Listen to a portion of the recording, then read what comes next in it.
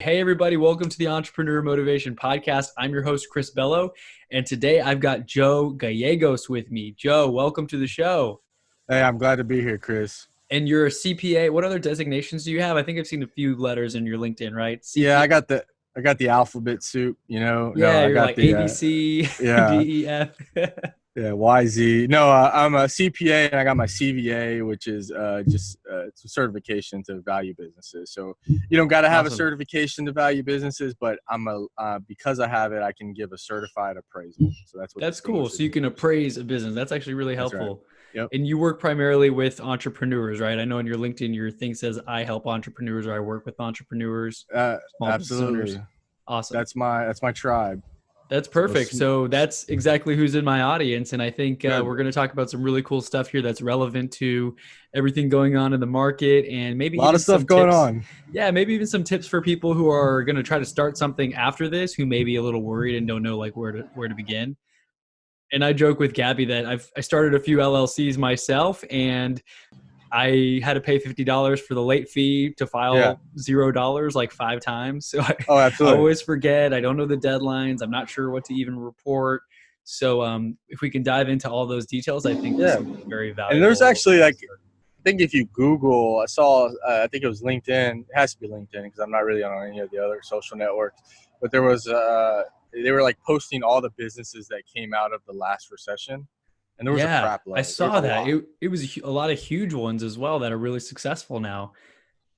It's just like going to the gym and killing yourself. There's a good book out there by Nassim Taleb. He wrote The Black Swan. Okay. And the book is called Anti-Fragile, and it's just basically that like anything organic is anti-fragile, which essentially means that when you break it down, it actually makes it better. And so Yeah. like there's going to be a lot of innovation, there's going to be a lot of positive things that come out of this situation Absolutely. And like because that of that. other quote goes, diamonds are made under pressure. So if everything was easy, we wouldn't have any incentive to actually push ourselves. So now that we've got to pivot and adapt, a lot of companies too that have been slow to adopt the online stuff, and even Yeah, older people who have been afraid you're to right. adopt things like Amazon, now they're Mm-hmm. going to realize, oh, this is actually really easy. And why wasn't I doing this sooner? Right. Well, that's what's happening right now. So I wrote a quote today, and like you really see who's making it when the tide runs out. So like Grant Cardone's like filing bankruptcy, right? So Yeah, I now saw like that. I now, heard that yesterday. so now we know he really wasn't making it, right? Right. So that's unfortunate. I don't like for any of that to happen, but that's what happens. Yeah. And also restaurants now that they are what now they're like majoring in to go and takeout, you know, because the old business principle, right? Anything one of anything is just bad. And so if you're a business that had three sources of revenue, like you're okay right now. If you're a business that had one, you're not so okay. And so, Yeah.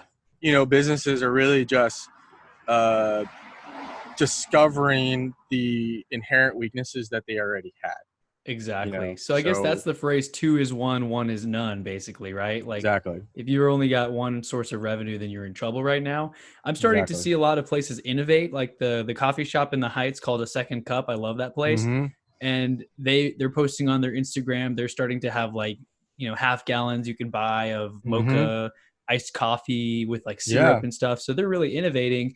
And I think a lot of this is probably ideas that they've had before, or a lot of these Mm-hmm. companies, but they never really had the time to do it.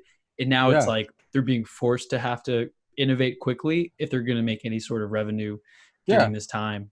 That's what winners do. I mean, the people that are going to Absolutely. come out of this are winners. And, I mean, there's going to be some casualties, but these things, like I said, they just reveal the inherent weaknesses that were already there. I mean, if you're a business and this is a situation where you might not come back from, well, those weaknesses were already there. It's not like Right. they came from out of nowhere. It was they were there.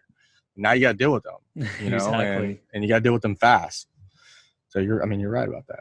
I think Warren Buffett's attributed for saying that, like when the tide goes out or comes in or whatever the quote It is, is, you yeah, find out who's been yeah, skinny dipping.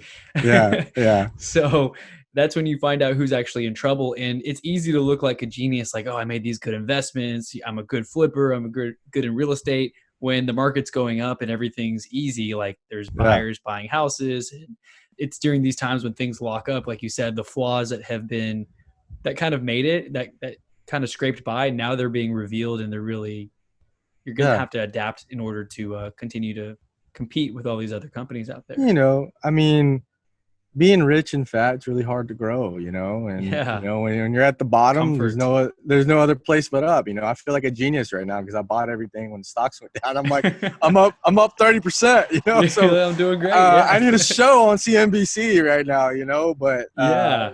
so it's like the opposite of that, kind of happens when things are great and you're like, I feel great, I must be wonderful. And Right.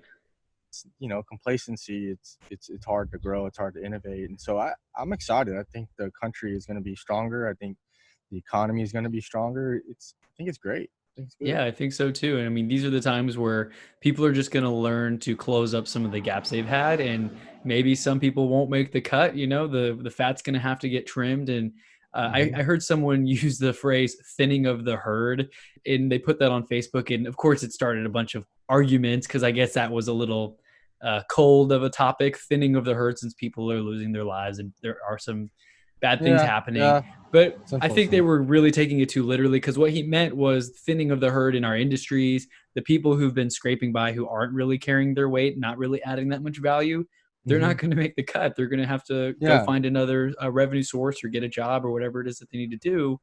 Like you said, I think this is going to be beneficial overall and really make us step back and look at what actually matters, and are we focusing on the right things. yeah. I mean, and just overall, so one caveat: none of my views are Chris's views. All right, so let's just make Yes, that feel clear. I don't free to want, speak your I don't mind, want, I man. don't want to, I don't want to get you some bad fans. So don't hate Chris, hate me. But Thank you you for know, that preface. yeah, Trump was right about a lot of things coming out of China, and I think China's been. I think on the WTO, he was mentioning that China is like still classified as an emerging economy. They're second largest economy in the world, but they're an emerging economy, Hmm. and our top five for sure. And so that I don't know all of the stipulations of that, but my understanding is they get special privileges and benefits for being that classification. And for the past 20 years, I mean, they've just been reaping, I think, a lot of ignorance, and a lot of respects. And so you think about what's happening now and kind of how everything is transpiring, right? I mean, like, you were a conspiracy theorist if you were saying that they created this, but now looking at some of the articles and reputable news sources are saying that something happened there. We don't know yet, but something happened. They're going to get to the bottom of it. Well, now you're a country and you're looking at the United States, who has had manufacturing done, and who's moved a lot of things to China because it's cheaper there. Well, like anything, cheaper is not better. And so who's Right. going to reap the benefit of that? Maybe it's Central America, maybe it's America, maybe it's North America. But it's going to be a political thing. And right now, it does not help you to be China friendly. And they're a large economy. They have a lot of business there, and so someone's gonna reap this, and it's that wealth is gonna go somewhere. Yeah. So what was going there? I mean, they're a net exporter. We're the opposite of that. I mean, you got to think that some of that is going to be affected, and it's just going to change hands. Money keeps flowing. If you notice, when all of this went down, stock market didn't close. Right. Stock market didn't go into quarantine. Transfer of wealth It, happens during these kinds of times. money still flows, and it's Money still flows flowing every right day. now. Yeah. This is not the Great Depression, and people are still buying iPhones. Yeah. I was looking, and I'm a guy that says got to give credit where credit's due, and all you do is got to look at my last post for the past 6 weeks. And I was seeing some of these things that were coming and servicing, and some of them were like, saw this post, and it was I know him actually, and it was related to a friend of his that has an online store, and she was reporting that she had like 100% sales increase, and Yeah. I've seen some of and that too with e-commerce, like sales yeah, are going up. Yeah, and they're shocked. I'm like, why are you shocked? Like I literally said that same exact thing 6 weeks ago. I said, look, America's about to get stimulus checks, and 80% of people are going to spend it. Yep. Like that's just it's normal distribution curve. They're going to spend it. America spends money. Middle America and Lower America spends money. The people who don't spend money are like 5 to 15% of people, right? Right. But 85% of people spend money, and that's why they can go into a whole other issue. But when you're in sales and you're in business development, you got to realize that you have no control over if someone's successful or not. Whether they spend money with your services or your product or not doesn't determine whether they're going to be poor or rich.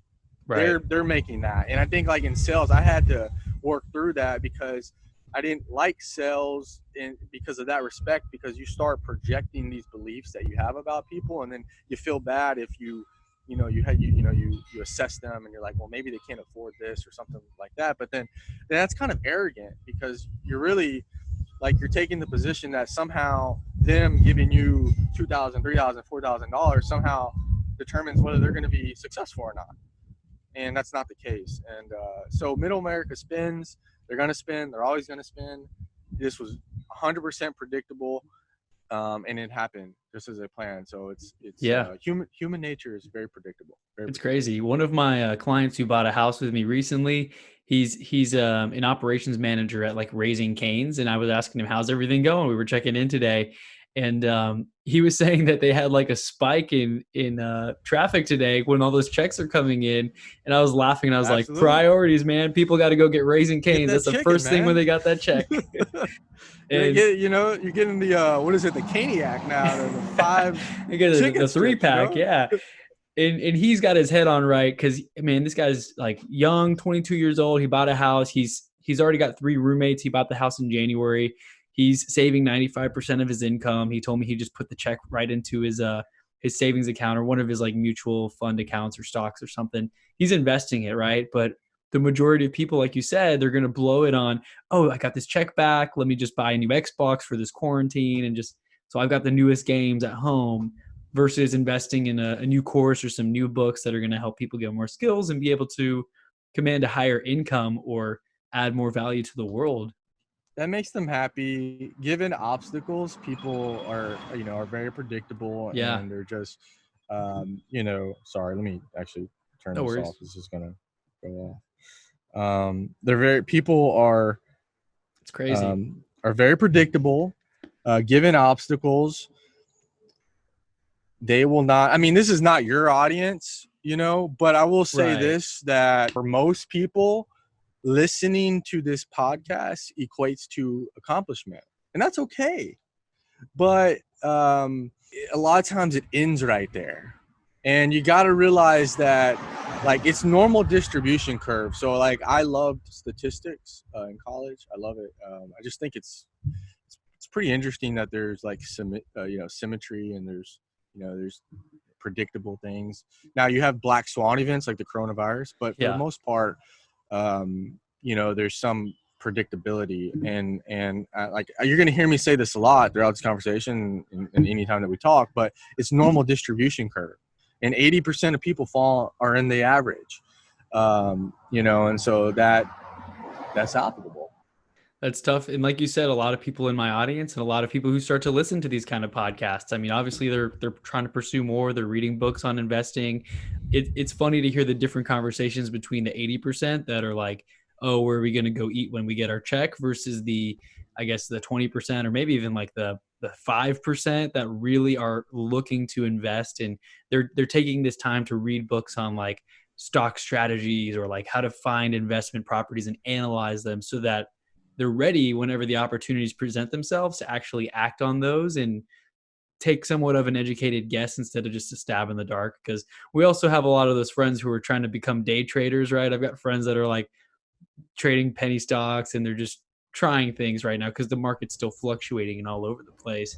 That's one extreme, probably just going in blind and gambling basically, versus somewhat looking at, I don't know, some kind of books. It's really funny. I really wish I have it. Maybe I'll show it or link it into this comment. But in September 2019, I was sending this to my partners, and I was like, "Hey, something's in the air. I don't know what the hell it is, but something's in the air, and it feels like there's gonna be a recession coming." And like I forgot that I wrote that, but I was searching for another comment, and that one came up, and I was like, "Oh wow!" And I sent this to my partner. I was like, "Do you remember this?" And he was Just a like, few "Yeah, I months remember it." ago. Yeah. That was like, "Yeah," and but no one really sees those things because people think linear and they look at yesterday and they project that this is going to happen out into the future. And so, what I'm wanted to say is like it's a great time to get into the investing class right now. I think it's a great time. If there's any other time, and you do that simultaneously with regards to everything that you're doing. It took me a long time to get into the investing class because I thought that I had to do A, then B, then C, then D. Right. But a true renegade, right? And that's my tribe, that's your tribe, that's this tribe that's listening, does all of these things simultaneously, right? They think income, they think equity, they think investing, and you want to get into the investing class as soon as possible because no one can explain it to you. I can't tell you why. Like, there's not like some scientific explanation of why this happens when when this happens, but something happens when you buy a home. Something happens. So a couple of things. I got married. Something happened. My net worth increased. I don't know how, but it did. It happened. When I bought a home, that's a little bit more easier to explain, but my net worth increased. And now I'm in the investing class, and it's increasing that way too. You're talking about your friends that are getting involved. I think it's a great time. I would say to that person who's thinking about being a day trader is you got to quantify the value of your time. Like, what is really your time? Like, how much money do I Yeah. make? I want to make 200,000. Okay, then you got to deduce with how much time that's going to take and what 1 hours, and then you got to make those decisions because you got to figure out as a day trader, like, how do you really assess, is this, because I used to play poker and I look at it very similar. Mhm. I used to play poker, and you feel good at poker. Maybe you win $500, but you're like, dude, I took 12 hours and grinded this out at 500. And then you do the math, and it's just not like it It doesn't doesn't come pay out as much as to, you yeah, think. Right. exactly. So as a day trader, you have to make that assessment and quantify, like, what am I making an average on hour? Is it 20? Is it Yeah. 15? Yeah. What is it? And that's how And you got that's to the make that hardest decision. part too. And I always tell people to look at it, I guess, when you're outsourcing things too. People are trying to save money. They don't want to pay $20 an hour to a maid to clean their house, so they'd rather do it themselves and save the money. But if they're worth $100 an hour, if they're getting paid really well, if they're high paid professionals, their time is worth way more than that. So they should. Absolutely. It's difficult to make that to understand that at first, I think. And you're like, oh, I could save $20, but really you just costed yourself, I guess, a net of 80 negative because your time is worth 100 an hour. Maybe people who are listening right now are like, oh, I'm getting paid minimum wage. But eventually, as you continue to learn more skills, you charge more per hour. You're worth more per hour, I guess, in terms of the value that you're able to provide. And then you have to delegate accordingly. So similar to day trading and trying these things out. I think a lot of people just have the time on their hands right now to be stuck at home and just like try a couple of new things out. Maybe Yeah. learn a song on the guitar, Yeah. What are pick you up that doing? dusty You old book. trying anything new? What am I doing? Are, Well, are you trying anything new? I haven't tried anything new Okay. necessarily, but I've been really just, I'm sure you're the same way. A lot of the people in my audience are probably the same, where once you develop that morning routine and you're just dialed in on what matters, like nothing's changed for me other than the fact that instead of working from coffee shops, I'm just working from home now. Yeah. And I've got the morning routine. I read the books. I'm taking a couple online courses just to, we have some of the similar hobbies and stuff. And I know you're really big Yeah. into copywriting. I read The Ultimate Sales Letter by Dan Kennedy after Oh you yeah. told me you went to a conference. Yeah. Don't So, give out my secret weapon. Like, that's oh, my. I man. just was on his diamond call, so I was in his Sweet. diamond. Yeah. So he's back. A lot of people. Dan is like, OG of copywriting, he's an right? OG. He's an I've OG heard that of name thrown around forever. And now I finally information actually am reading marketing. the books. Yeah. He's alive and he's well, and And he's thriving. He's still sending that direct mail, that he newsletter. yeah. So I'm subscribed to his newsletter. Like I said, I was just on his diamond call. I've read majority of his books, and I've bought the majority of his program. I spent a lot of money with Dan, and it's Yeah. worth it. It's worth every Yeah, dollar. it's an investment. I mean, and that's another thing too, is like you got to know what you want to spend your money on and like what's going to pay back. And even the connections you make it. Obviously, we can't go to networking events for the time being, but when you go to those events, you meet people and they're kind of at the same stage as you and you know that they're going to, blow up and be huge in the future. It's pretty cool because that's where you can kind of catch all the talent before they really ride that wave to the top, because I think once they're at that level, it's harder to get in because they're kind of more cautious. They're like, "Oh, do you want to network with me? Do you just want like to leverage my audience?" Or even with big podcasters, I've had a more challenging time to like podcast swap with them. Yeah. But now that I'm starting to grow my podcast, I'm kind of becoming that to the people who are just starting off. We're like, oh, they've only done 2 episodes. I'm kind of at this other level now, right? So Yeah. I think we can all grow together, but events like that, connecting with the Diamond members, I'm sure, is that like a mastermind level thing with Dan, or Yeah, it's a higher higher it's level? his higher level. It's not his diamond and platinum. Platinum's the So highest, yeah. platinum's when you'll like go to his house and you hang out in his man cave. In his jacuzzi and stuff, or a swimming yeah, pool. That's cool, man. That's cool. So what would your advice be to entrepreneurs who are maybe starting out at this time and they're kind of just like, oh man, what do I even do? Or even entrepreneurs who are just kind of frozen or paralyzed by fear or inaction. What would you advise that they do? Yeah, so let's talk about the first one. The first one is the guy who's just starting out. So let's just debunk a couple of things, right? A lot of times, and I wanted to, you're bringing up some good things when you're just talking about information and investment. That's what these things are all about. Generally, breakthrough is like a piece of information away. I mean, it really is. That's why you got to keep your ears open and your eyes open, because it's like this one little thing, like if you catch it, it can change your life. So I wanted to bring that up, which to talk about. That's why it's important to listen to this podcast and to other people who are on that journey.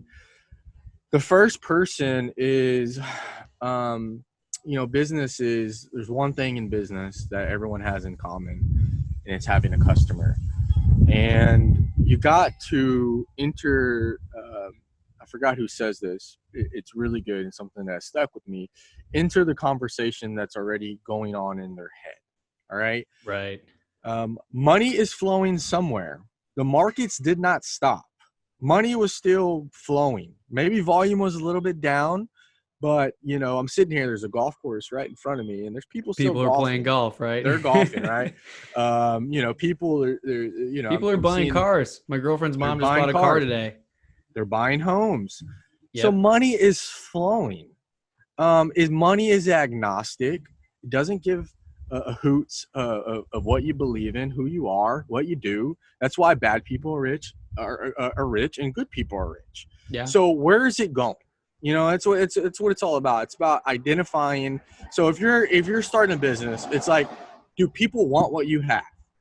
That's why, honestly, a lot of venture capitalists, just like these VC and these startup companies, they just fail because they're just too smart for their own good. And they build something that's really, they build something that's really great. It's great technology and all these things, but they can't sell it.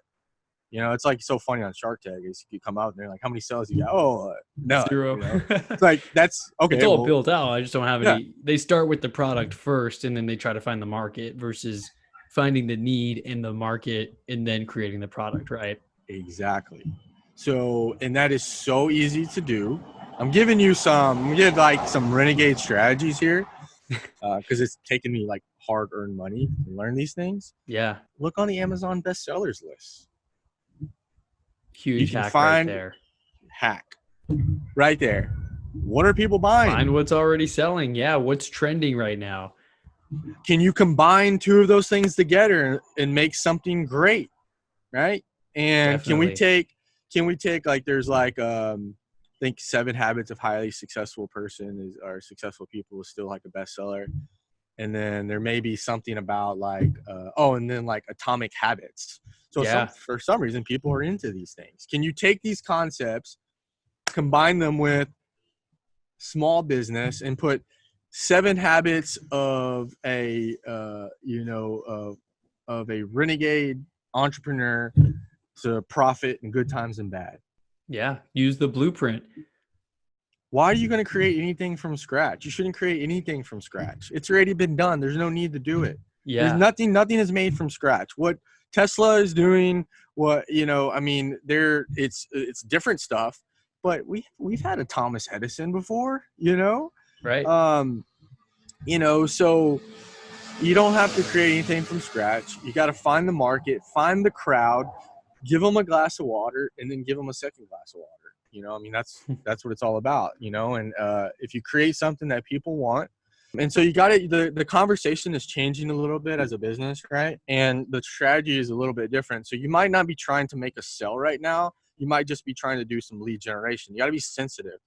There's some very insensitive, like I would Facebook ads. Oh yeah. I've seen Facebook. Some very rude Facebook ads that are just like, whoa.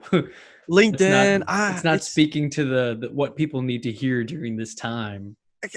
I mean, there's so many people I would fire right now if I was like the guy the marketing. Yeah. Because they're just like they're just being lazy, Yeah, they're sending out like those autoresponder emails that were already terrible. In the pipeline before we got to where we were.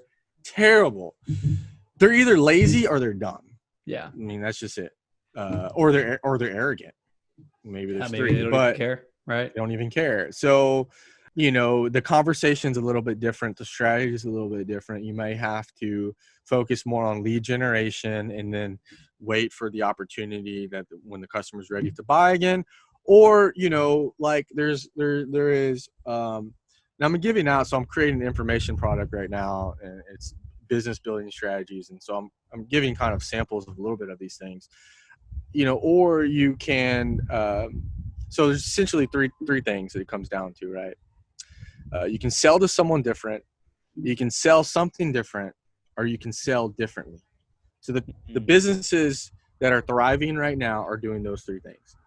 So, and this is a little bit to the second guy, right? Who's maybe a little bit cold and they're like, what do I do now? They've already had a business and now they're kind of just, the phone stopped ringing, the lead stopped coming in as plentifully. I have a friend, they mentioned that they went from like 20 leads, 20 calls a day to the phone being on silent. Like hardly anybody's calling. They're reaching back out to previous clients, just checking in, seeing how things are going. But understandably, things have slowed down for a lot of people. Right. And so what your strategies are going to go down into those three different buckets. I love that. And what were the three again? You said sell to someone different, sell to someone different, or sell differently. Right. So if you're using maybe it's a little bit harder. So you were relying on strictly online lead generation, and maybe now you got to make appointments. Maybe now you got to pick up the phone. Maybe it's direct mail, and so there's a numerous of different things. The best entrepreneurs, they look at what other people are doing. So you look at some of the innovation that's already happening with, that's going on, and you say, how can that apply to myself? So I don't know, I don't think today's call was copyright or anything, but Dan was talking about a roofer. They went all online, so they're selling differently, right? So this would be a sell different strategy. They're telling the customer, go out there, take pictures of your house, and send them to me, and then we're going to then they have an online appointment. So then they give them an ironclad quote, and it's good for like 60 days or 100 days, whatever it may be. And so they had to change, right? They had to. And that's not a new strategy. There's a lot of people who are online, whether they're a coach or something that allows them to do that. And they've been getting business via that way a long time.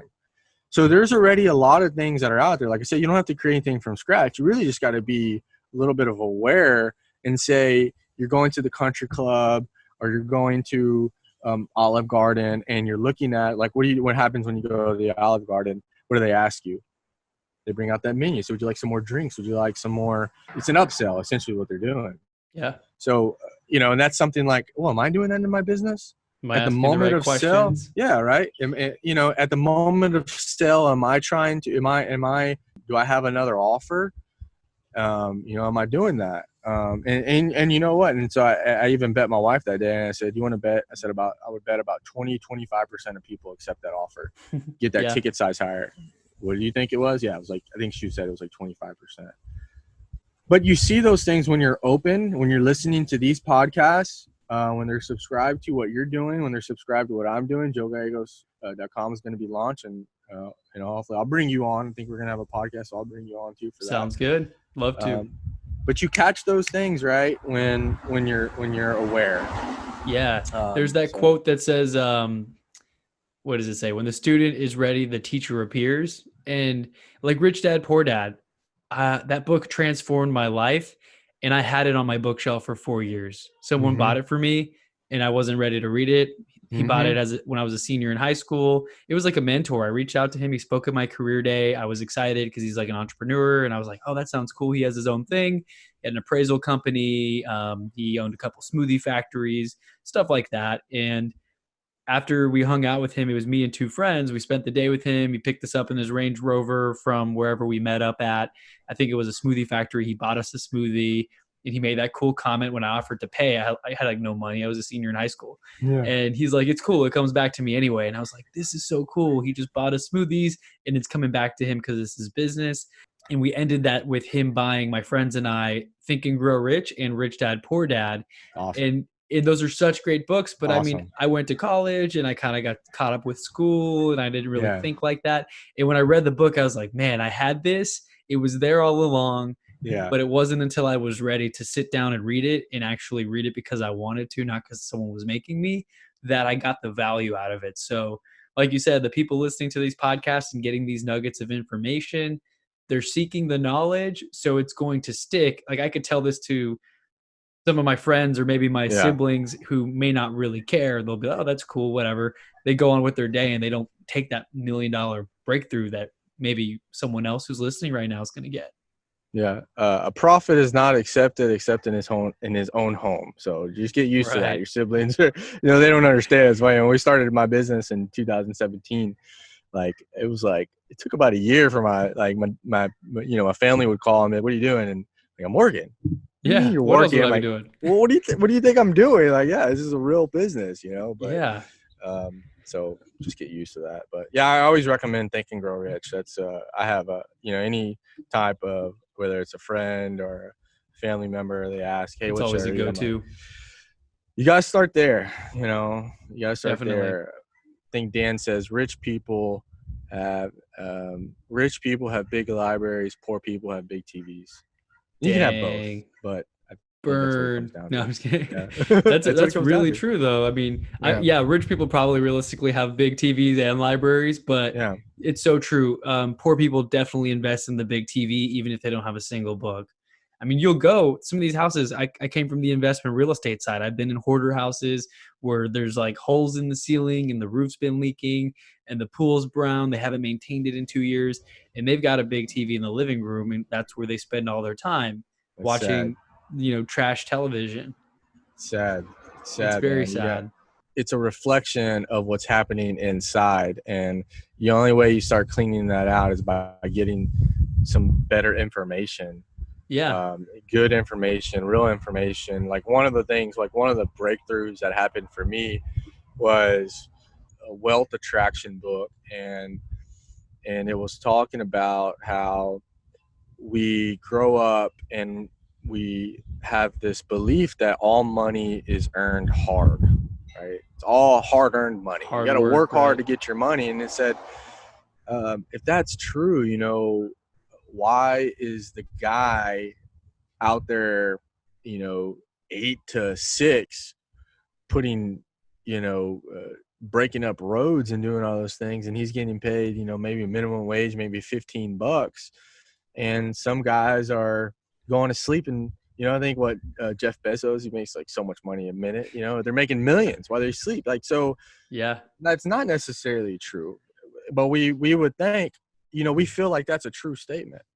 It actually feels more uncomfortable to say that you can earn money easily. Like it feels like almost like kind of sleazy, that's what you kind of feel that way. And so when you come across, it's like, really, but that's more true than the opposite. Because there's a lot of people right now who have built businesses, who have built, and that doesn't mean that you can be successful without working hard, because any success comes from hard work. But there's a way to work that is smarter, that you're working as an investor, right? So when you invest, there's dividends, right? Like these stocks that I have, like they're paying me a dividend this quarter. I'm making money from that. So there's a work that there's not any painful toil for it. It's a little bit easier to once you build it to make money. Definitely. That makes so much sense. And you've got to obviously work hard and smart if you can do both, because you can't just Right. work smart. And I love the 4 Hour Work Week by Tim Ferriss. I know a lot of people give him crap because the title kind of hints at the fact that you're only working 4 hours a week. But I think the point of the book is not that you only work 4 hours a week. It's the fact that you can do in 4 hours, or you can do in less time what it took you to do the same amount of work if you just add processes, outsource, get virtual assistants. You can scale yourself up and then create more of a business that runs on its own. Not so you can go sit in a hammock at the beach, but so that you can maybe go into other investments, start other businesses, stuff like that. I know Tim Ferriss probably gets some heat for that. I hear people all the Uh, time like, oh, you're not going to become successful working 4 hours a week. I think, like you said, it's a combination of working hard, but also working smart. And I think you liked my post on LinkedIn about how I got my first kind of like a paid coaching gig where yeah, someone that was awesome. Venmoed me. Congratulations. Yeah. Thank you. And the funny thing is, I like attracted it. I didn't even offer it to anyone. I wasn't like, hey, I'm willing to do this if you pay me. Yeah. Someone reached out to me on Facebook Messenger just in response to my story and was like, hey, you're really good at creating content. And it's a real estate agent in my market in Houston. Like, can you teach me how to create it and how to schedule it, how to be more natural in front of the camera? Yeah. And it was such a weird call because it's kind of like a regular phone call, except we recorded it on Zoom, kind of like we're doing here. I'm providing him access to the call afterwards. And I'd never done it before. So I told him and I was transparent, like, hey, I don't really have a format. I might stumble my way through this, but I hope to give you as much value as I can. And I almost felt guilty to get that money when he Venmoed me. I mean, I know I added value. I saw him taking notes, but it's still something in my mind that I have to overcome almost because if I feel You have guilty, to. I'm not going to be able to And attract that kind of money, yeah, right? I need to be able absolutely. to command it and Absolutely. say, like, hey, I am Yep. adding this value. I'm giving more value than I'm asking for in money. So that's why people deserve to learn from me, and I deserve to earn that additional source of income. I mean, you hit it uh, so well there, and that's why I like talking to you. I always enjoy talking to you because you're right on, and you're Thank you. aware of these things, but you cannot. It's right. You can't, like, if you feel guilty about this, That's the like, hardest thing to overcome. yeah, it's It's almost like, just man, this was too easy. I remember pushing carts at HEB at a grocery store in Houston when my first job. I pushed carts. It was like 100 degrees outside in the summer. People leave crap in the carts. There's like a banana peel or whatever, and you're getting paid. I was getting paid like $6.35 an hour, and I did the math. I loved video games at the time. To buy like a $45 game, I'm like, man, I just pushed carts, bagged groceries for an entire shift to buy this one game, and it yeah, really was crazy. And then the fact that I could earn like multiple times what I made there just from sitting in my living room on a Zoom call, which was all free, by the way, just using my internet, like it yeah. blows my mind.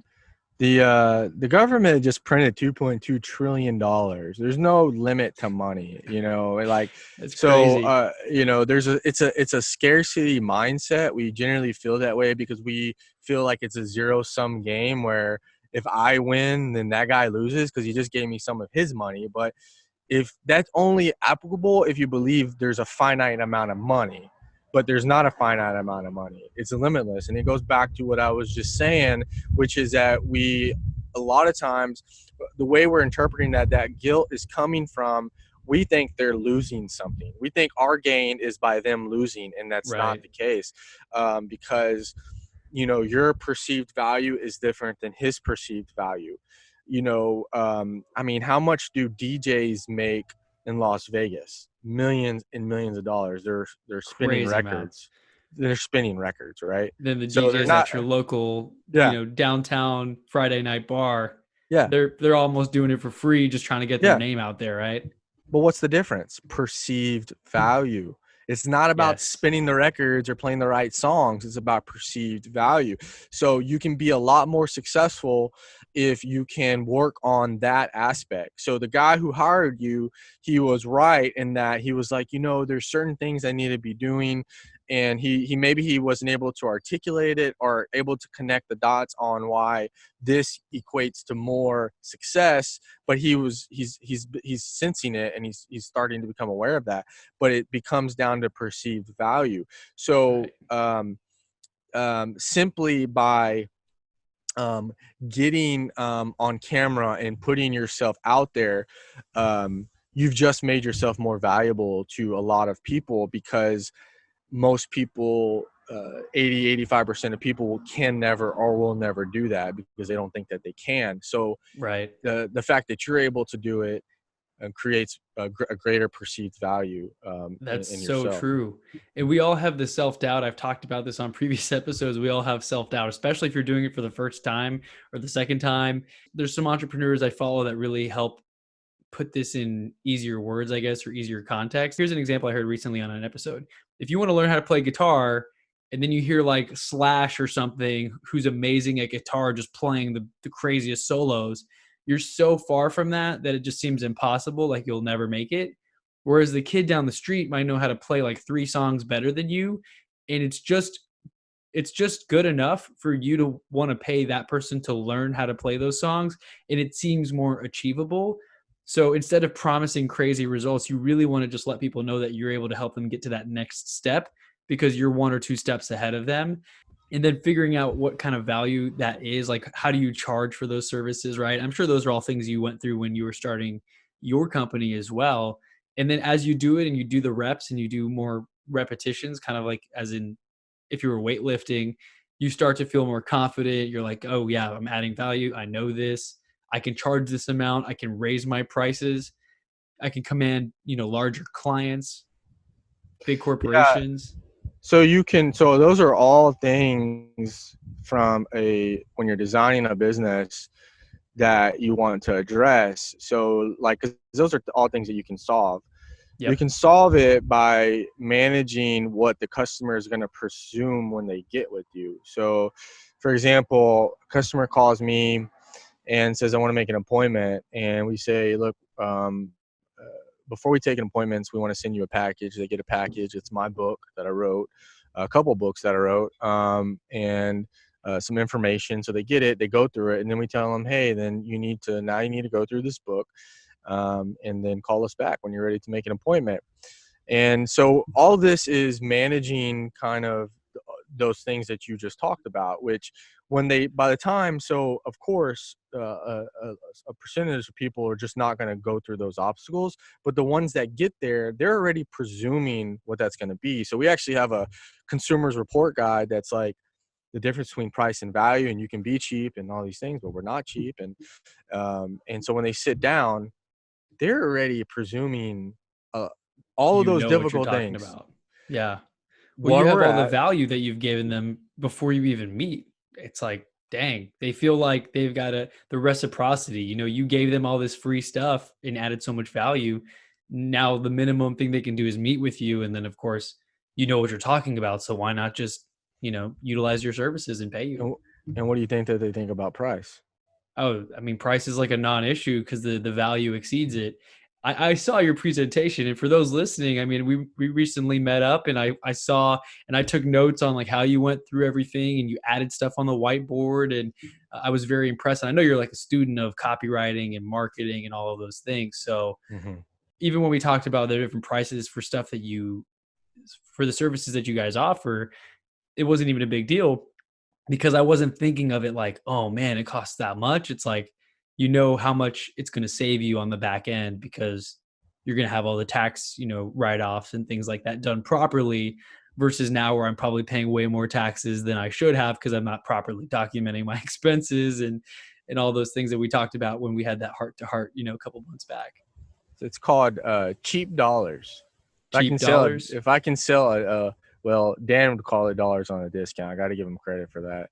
I don't know if he was the If it's original one trademarked or about it, whatever. but Yeah. so I give you credit, Dan. But it's if I can sell $1 for 20 cents, it's an easy Oh yeah. business. Yeah. As long as you're adding more value than the person's paying, then you can do that all day over and over again. That's the business you want to be in. So that's the guy who's like, I want to start a business. What do I do? Well, like if you're selling stuff that doesn't make people money or something, it's gonna be hard. So I learned a lot about the speaking business because I think there's a perception that I think speakers make a lot of money. People don't realize that speakers, really, a very few, unless you're like the prior president, really make a lot of money off speaking. They really make money off the back end. You Like the know, courses and the books yeah, and stuff that they get. Whoever comes exactly. through their funnels, I'm sure. I went through Brendan Burchard's Total Product Blueprint recently. If you know Brendan, great Yeah, course, and he does a lot of yeah. public speaking. And I'm sure that's the case where, I mean, sure he'll give away some free tickets and stuff to his event because once people become a fan and see how much value he adds, they become lifelong customers. They buy his books, they go to his seminars, they buy his online courses. And once you get somebody into your funnel or into your network and they become a fan, like you got a customer for life, right? They become addicted. I mean, Yes. They there's a want everything you whole have. yeah, I mean, there's a lot of conversation about, these Facebook and, and the ethics behind it because they actually do design this stuff to be addictive. Yeah. But this is not a new concept. Information business is designed to be addictive.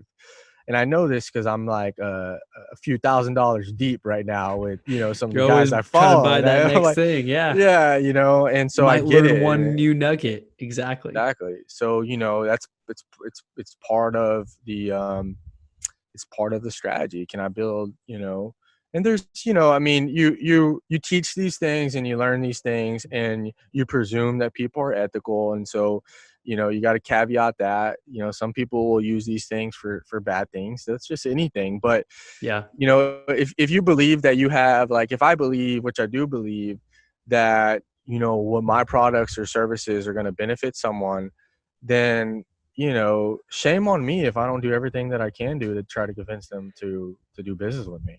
I think you told me that when we got lunch a couple weeks Yeah. ago or a couple months ago, and I Yeah. heard it again from my coach at my brokerage office. And that's so true. When you think of it that way, if I'm thinking like, oh gosh, I'm going to get a commission off of them or I'm going to make money off of them, you might start to feel guilty. Like, are you really adding that much value? But if you actually twist it and you're like, I would be doing them a disservice if I did not provide them with what it is that I offer, and you have to truly believe that. So that's why if you're trying to sell something that you don't really believe in or you feel like it's a slimy product or doesn't work, it's not going to work because It's not going to work. deep down you're guilty and you know that it's a piece of crap product. Whereas if you Exactly. know that you've got the skills, you're going to be a professional if you're doing services or you've got the product that solves the problem they're looking to solve, then you're going to be able to sell that thing because if you truly believe it, like if you use the product and you're all about it, you're going to be able to sell that without feeling bad because you feel that they're going to be missing out if they leave without it or without your services. That's why mindset is such a big part of this stuff. I mean, mindset, So like big. all of the problems and a lot of the stuff that we were talking about today throughout this past hour is had a lot it was all mindset. It was all these Yeah. like conceptual, like I would call them spiritual things, which are things that you don't see and can't touch. And so that's a critical thing, that if you start any course, which you've taken courses and you've read books, it always starts with mindset. And Always. you can't skip that part. And because if you skip it, and you go into a situation and you're dealing internally with guilt or with fear or with um, um, uh, what's the word when you feel like you don't deserve something, there's a better word for Like that. imposter syndrome. Yeah, like imposter syndrome, but inadequate, and you feel Inadequate. inadequate, Yeah. then it's going to be hard for you to be successful. But if you wake up every morning and you're rearing to go because you know what you have is going to help people, that makes it a hell of a lot easier to be successful. It really does. Because that energy is apparent. Like that's why, like, if you go into a selling situation and you're like, and you're not confident about what you're selling, and you're like, that's going to be like $4,000, and you kind of they don't really know if that's a question or if that's a statement, and they They're like, smell "Are the you blood. sure about Yeah, this? Like, have you done this before?" yeah, and believe me, I've been there. I mean, believe it's so funny, but I struggled with selling like a $300 like project. Like that was like my first deal, and I didn't get it, and I'm like, I've come a long way, but it was because a lot of those things that I was just talking about, like me projecting beliefs that were not true onto that person, and then Right. all of those things that I was hitting. Yeah. Gosh. So it comes with practice and it comes over time. Well, we touched on a lot of really good stuff here. Was there anything that we missed that you wanted to talk about before I let everyone know where we can find you? Just in light of all the coronavirus stuff Yeah, and I mean, there's a lot of things that are going on. I think that today's conversation went pleasantly another route, which I'm okay with. You kind of let these things evolve, and I yeah, think go those with the are flow. you go with the flow, and so that's the way it happened, and that's cool. So we'll probably maybe come back again or something to that effect and talk Yeah. about some other things. We'll just see what your audience wants, and we'll give it to them. But no, I mean, I think it was a great conversation. I really enjoyed it. Same here. Same here. So if you had one tip for the entrepreneur who's starting off, or the entrepreneur who's kind of figuring out what to do next, one actionable tip for today, what would you recommend in light of the current situation? Move. Move. Just move. Move I your feet. mean, Yeah. just move. I mean, because like I said, like I touched this point, but some people are going to hear this podcast and be like, "Man, that was a lot of great stuff." I mean, we literally gave a lot of great content. I'm not just saying that because I think like I'm awesome, but the point is that like a lot of this journey started years ago for me, and Yeah. investing in lots of products and a lot of information, and and I shared that today, and you shared a lot of things that you've learned, and some people are going to it's going to be, if you're not careful, that will be interpreted as goal accomplishment, but you Like got to learning go. will be interpreted as like people are like, okay, cool, I'm done for today. I did it. I Exactly. listened to the Goal. podcast. That's it. Exactly. It's This called is the goal starting point. alleviation. Exactly. And so, I mean, it's really just about moving, and maybe your audience is skewed. I would bet that it's skewed, and so it probably doesn't reflect a normal distribution curve, but over a population, you go out, and that's why, interesting, I went to a boot camp, and I asked a question, they interpreted it the wrong way, but it kind of got them like off guard and kind of choked up, because I was like, so how many people that come here actually implement this? But that's not what I asked, but that's what I remember them interpreting as. Uh-huh. And they just got like, and it's Defensive not, or what? well, not defensive, but you can tell that they gave a political answer, but the answer was not a lot. And it wasn't because what they were teaching was not effective or wrong, because it is effective, and the people that have done it have been extremely successful. It's just simply that people go there and they interpret that as accomplishment. And so Yes. when you're listening to these things today, it's what are 1, 2, 3 actionable things that I can do that are and when you're in business, as I wouldn't say bad, but it comes across the wrong way. As this may sound, profit is your measurement, and Yeah. and it's your measurement. Unless you're Businesses doing exist to charity, make money, right? exactly, or it's a hobby. You're in business to make money. So what is something that you're going to take from this, and you're going to go and you're actually going to make money from it, and that's what you Yeah. have to do. Yeah. I definitely want to touch on that point again and reiterate how important that is. I've heard that said at a few conferences and even other podcasts I listen to is if you can at least get one takeaway from a book, from a conference, from a seminar. I don't know if a conference or a seminar is the same thing, but if you can get one actionable key takeaway, like one breakthrough thought or idea and implement it immediately. And I do this all the time. I got a whiteboard right here. If we have some kind of conversation or someone just says something that I've heard before, but like now I was in the right spot to actually interpret it the right way, I can write that down and be like, I need to implement this immediately, or like I need to tweak this in my sales funnel or in my messaging. And it's these little things that you do over time, like, Yeah. over a year you do one little nugget a day or a week, and then you're like, Yeah. whoa, I've got a podcast that's SEO optimized, and I finally took a step and put it on Spotify instead of just on Apple. And now Hmm. all of a sudden I'm on Google Podcasts, and I've got a growing podcast. And same thing with Yeah. you. When you started your business, you had a hard time selling that $300 product, and now you Yeah. probably sell $4,000, $5,000 clients, like nothing, because you know the value and you can just put it out there on the table without Yeah. struggling or hesitating or stuttering over your pricing. Right. Exactly. Very good advice. Well, hey, where can our audience go learn more about you, Joe? And I guess you said joegallegos.com is going to be Yeah. live Yeah. soon. Yeah. So our firm is Jagargetta. It's really jagargetta.com is, a home base for our CPA firm.